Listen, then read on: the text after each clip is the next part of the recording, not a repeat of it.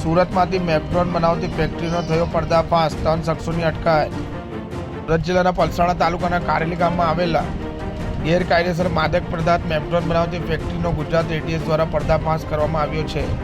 ગુજરાત એટીએસના નાયબ પોલીસ અધિકારી એસ.એલ. ચૌધરીએ બાતમીના આધારે સુરત જિલ્લાના પલસાણા તાલુકાના કારેલી ગામમાં આવેલ દર્શન ઇન્ડસ્ટ્રીયલ એસ્ટેટમાં પતરાના શેડ નંબર 12 અને 13માં વિજય ગજડા, સુનિલ યાદવ તથા હરેશ કોરાટ નામના ઈસમોને ગેરકાયદેસર માદક પદાર્થ મેપ્રોન બનાવીને મુંબઈના સલીમ સૈયદ નામના ઈસમોને વેચાણથી આપે છે।